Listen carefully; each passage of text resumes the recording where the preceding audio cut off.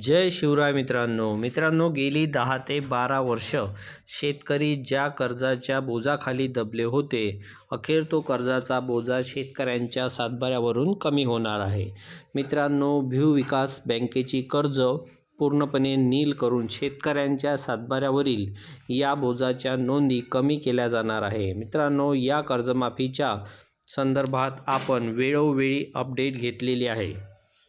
तर भूविकास बँकेची कर्जमाफी करण्यासाठी तत्कालीन उपमुख्यमंत्री वित्तमंत्री अजितदादा पवार यांच्या माध्यमातून 2022 मध्ये मंजुरी देण्यात आलेली होती आणि 9 नोव्हेंबर 2022च्या GR भूविकास बँकेची कर्जमाफी आणि असलेल्या बँकेच्या कर्मचाऱ्यांची वेतन देण्यासाठी मंजुरी देण्यात आलेली होती.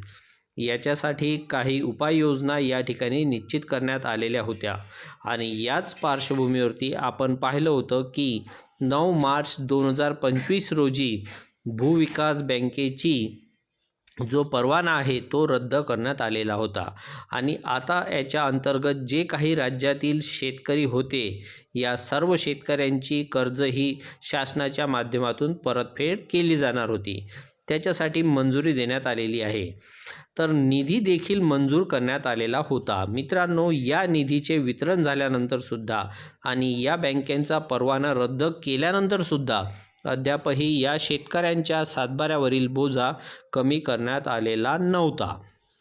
याच्यामुळे देखील शेतकरी मोठ्या प्रमाणात चिंतेत होते आणि मित्रांनो, अखेर 2 फेब्रुवारी 2026 पासून शेतकऱ्यांच्या सातबाऱ्यावरील या भूविकास बँकेचा बोजा कमी करण्यासाठी सुरुवात करण्यात आलेली आहे. नांदेड जिल्ह्याचे जिल्हाधिकारी कडिले साहेब यांच्या माध्यमातून सर्व तहसीलदारांना याच्यासाठी कॅम्प आयोजित करून शेतकऱ्यांच्या सातबाऱ्यावरील या बँकेचा बोजा कमी करण्यासाठी सांगण्यात आलेले आहे. तशा प्रकारचे निर्देश देण्यात आलेले आहे. जिल्ह्यातील 5106 थकबाकीदार शेतकऱ्यांची यादी घेऊन सदर शेतकऱ्यांच्या सातबाऱ्या उतार्यावरील भूविकास बँकेची जी काही भूविकास बँक आणि महाराष्ट्र राज्य सहकारी कृषी ग्रामीण विकास बँक तर यांच्या कर्जबोजाची नोंद कमी करण्याबाबत सांगण्यात आलेले आहे. मित्रांनो, 9 नोव्हेंबर 2022च्या GR राज्यातील महाराष्ट्र राज्य सहकारी कृषी ग्रामीण बहुउद्देशीय विकास बँक, शिखर भूविकास बँक आणि जिल्हा कृषी ग्रामीण बहुउद्देशीय विकास बँक तर यांचे कर्ज घेतलेल्या शेतकऱ्यांची पूर्णपणे कर्ज माफ करण्यात आलेली आहेत.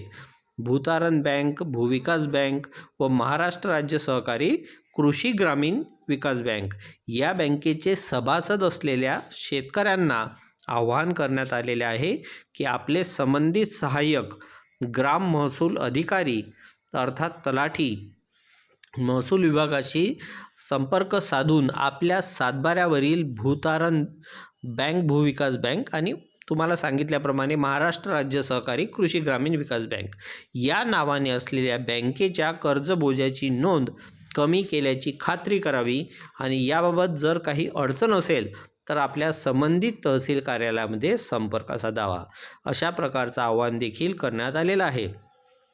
तर मित्रांनो, ज्या जिल्ह्यामधील शेतकऱ्यांची अशा प्रकारची कर्ज होती, ती कर्ज आता कमी करण्यासाठी, त्यांचे बोजे कमी करण्यासाठी मंजुरी देण्यात आलेली आहे. याच्यामुळे जे काही शेतकरी या कर्जमाफीच्या प्रतीक्षेत होते, त्यांचे सातबारे आता निरांक होणार आहे. तर मित्रांनो, भूविकास बँकेच्या कर्जमाफीच्या संदर्भातील हे एक महत्त्वाचं अपडेट होतं. या कर्जमाफीच्या संदर्भात इतरही काही कर्जमाफीच्या संदर्भात जे काही नवीन अपडेट असतील, ते नवीन अपडेटसुद्धा आपण वेळोवेळी जाणून घेण्याचा प्रयत्न करणार आहोत. तर ते सर्व नवनवीन अपडेट आपल्या या विदर्भ वाईट या चॅनलवर तुम्हाला नियमित मिळत राहील. तर मित्रांनो, भेटूयात नवीन माहितीसह, नवीन अपडेटसह. धन्यवाद.